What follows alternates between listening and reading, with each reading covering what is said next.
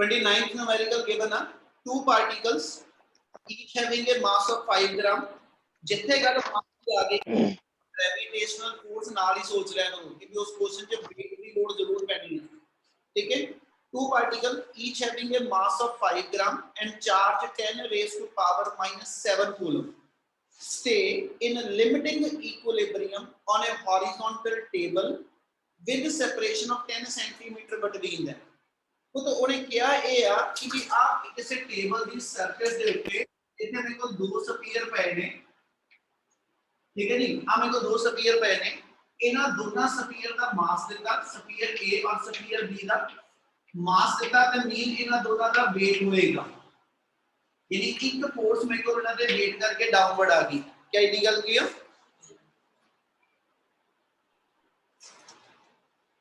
इना clear uh yes sir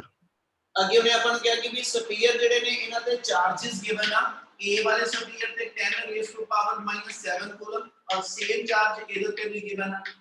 and the two they will repel each other यानी दोनों sphere एक दूसरे को रिपेल करते पे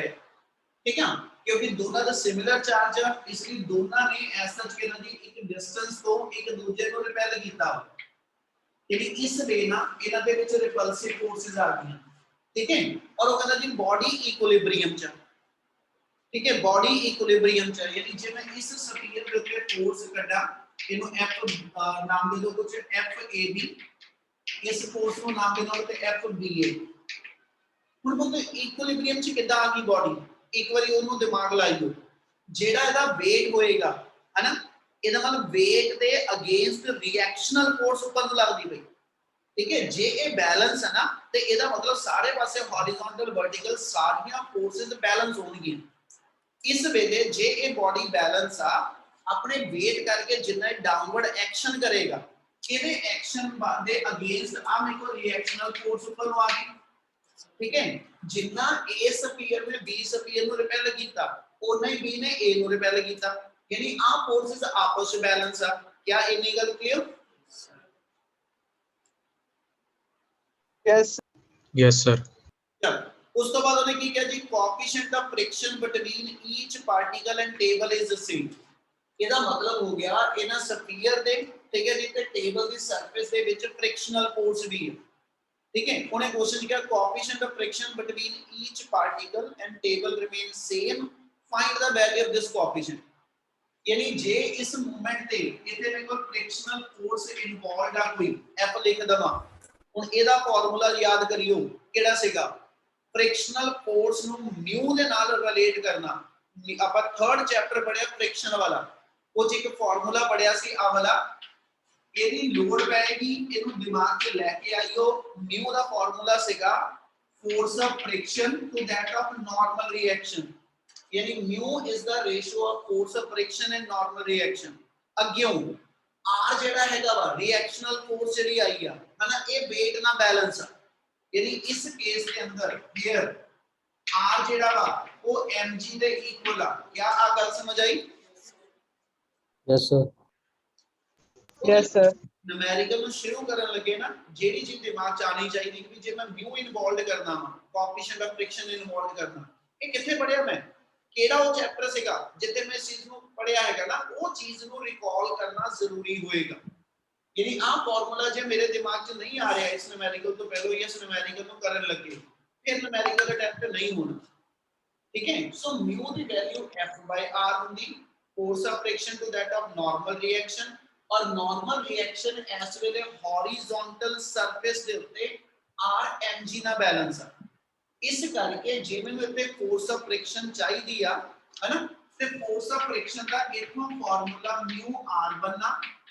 और क्योंकि r mg ਦੇ ਇਕੁਅਲ ਹੈ ਤੇ देयरफॉर ਤੁਹਾਡੇ ਕੁਐਸਚਨ ਦੇ ਵਿੱਚ ਜਿਹੜਾ f ਹੋਏਗਾ ਉਹ mu mg ਦੇ ਇਕੁਅਲ ਹੈ ਕੀ ਆ ਗੱਲ ਸਮਝ ਆਈ ਇਹਨੀ ਗੱਲ ਕਲੀਅਰ ਆ yes sir ਇਹਦਾ ਮਤਲਬ ਮੇਰੇ ਕੋਲ ਜਿਹੜਾ f ਫੋਰਸ ਆਫ ਫ੍ਰਿਕਸ਼ਨ ਆ ਇਹਦੇ ਵਿੱਚ ਕੋ ਤਾਂ mu ਦੀ ਵੈਲਿਊ ਇਨਵੋਲਵਡ ਹੈ ਇਹਨੀ ਗੱਲ ਸਮਝ ਲੱਗੀ ਪਹਿਲਾਂ yes yes sir ठीक है ना जे A स्फीयर ने B ਨੂੰ ਬਾਹਰ ਨੂੰ ਧੱਕਾ ਮਾਰਨਾ ਵਾ ਤੇ ਇਹਦੇ ਵੱਲ ਫ੍ਰਿਕਸ਼ਨ ਇਧਰ ਨੂੰ ਹੋਏਗੀ ਜੇ B स्फीयर ने A ਨੂੰ ਇਧਰ ਨੂੰ ਧੱਕਾ ਮਾਰਨਾ ਵਾ ਇਹਦੇ ਵੱਲ ਫ੍ਰਿਕਸ਼ਨ ਇਸ ਸਾਈਡ ਹੋਏਗੀ यानी इस थां ते तुसी जेडी फ्रिक्शनल फोर्सेस दिखाओगे क्या फिगर च फ्रिक्शनल फोर्सेस किधर दिखाईयां ते क्यों दिखाईयां क्या गल समझ आ रही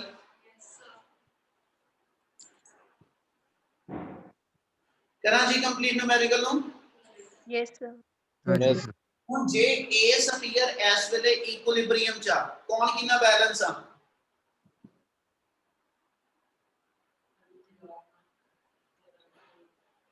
ਜੇ A ਸਫੀਅਰ ਇਸ ਵੇਲੇ ਇਕੁਇਲਿਬ੍ਰੀਅਮ ਚ ਆ ਕਿਹੜੀ ਫੋਰਸ ਕਿਹਨੂੰ ਬੈਲੈਂਸ ਕਰਦੀ ਪਈ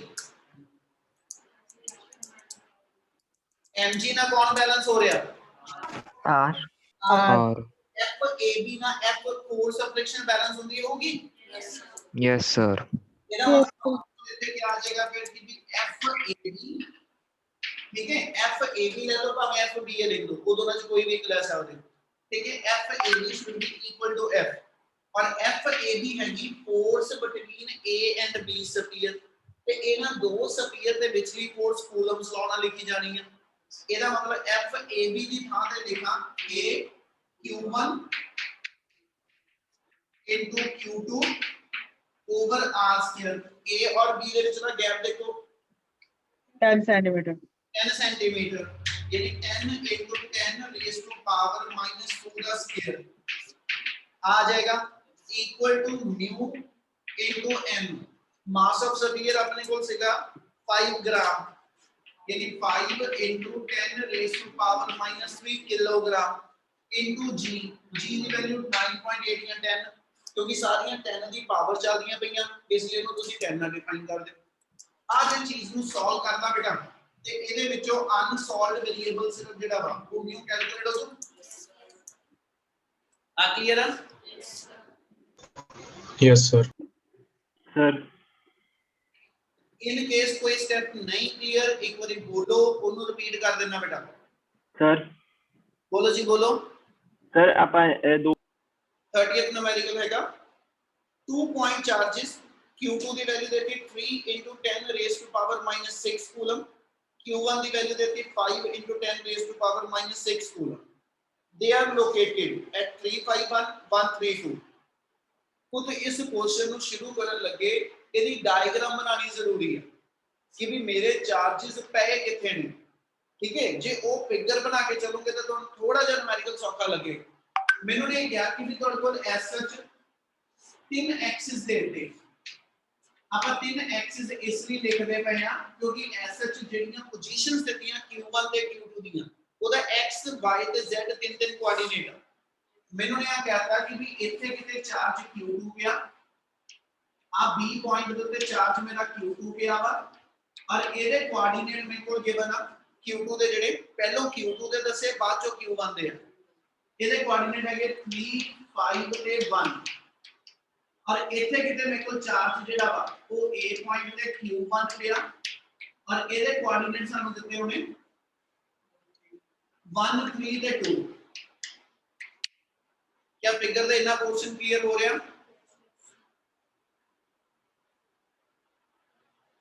यस सर ਹਾਂਜੀ ਉਹਨੇ ਨੂੰ ਆਪਾਂ ਨੂੰ ਪੂਰੀ ਨੈਕਸਟ ਲਾਈਨ ਤੋਂ ਬਟਾ ਲਿਖ ਦੇਣਾ ਬੇਟਾ ਉਹਨੇ ਮੈਨੂੰ ਬੇਟਾ ਦੋਨਾਂ ਪਾਰਟੀਕਲ ਦੀ ਪੋਜੀਸ਼ਨਸ ਦਿੱਤੀਆਂ ਇਹ ਦੋਨੇ ਪਾਰਟੀਕਲ ਤੁਹਾਡੇ ਪੈ ਕਿਹੜੀ ਜਗ੍ਹਾ ਤੇ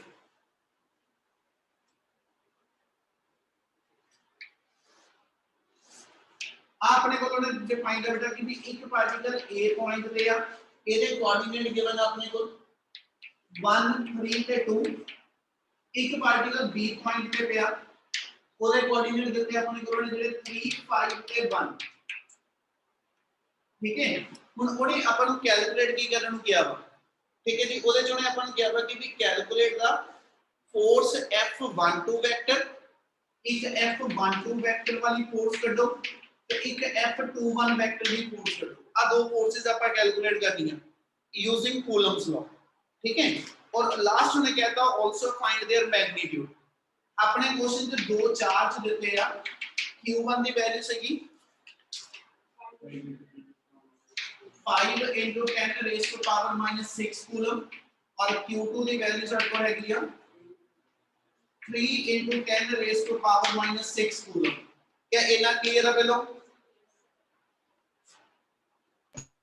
Yes, sir. Yes sir. ਹੁਣ ਬੱਚੇ ਸਮਝਣ ਵਾਲੀ ਚੀਜ਼ ਇੱਕੋ ਹੀ ਆ ਸਿਰਫ ਕਿ ਆਪਾਂ ਐਸ ਸੱਚ ਕੂਲਮਸ ਲਾਅ ਤੇ ਆ ਵੀ ਆਪਾਂ ਲਿਖਿਆ ਸੀ ਜਿਹੜਾ ਇੱਥੇ k^2 r² ਲਿਖਿਆ ਵਾ ਇਹ ਮੈਂ ਫੋਰਸ ਦਾ ਕੱਲਾ ਮੈਗਨੀਟਿਊਡ ਲਿਖਿਆ ਇੱਥੇ ਮੈਨੂੰ ਨੇ ਕਿਹਾ ਕਿ ਵੀ ਫੋਰਸ ਦੀ ਵੈਕਟਰ ਫਾਰਮ ਲਿਖਣੀ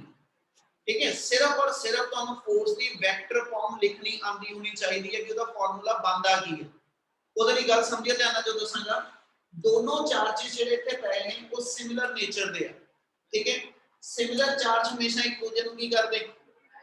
ਰਿਪੇਅਰ केवल A ਚਾਰਜ ਨੇ B ਚਾਰਜ ਦੇ ਉੱਤੇ ਫੋਰਸ ਇਧਰ ਨੂੰ ਬਾਹਰ ਨੂੰ ਲਾਣੀ ਹੈ ਠੀਕ ਹੈ ਜੀ ਇਸ ਫੋਰਸ ਦਾ ਨਾਮ ਆਪਾਂ ਲਿਖ ਦਿੰਦੇ F21 force acting on Q2 charge by Q1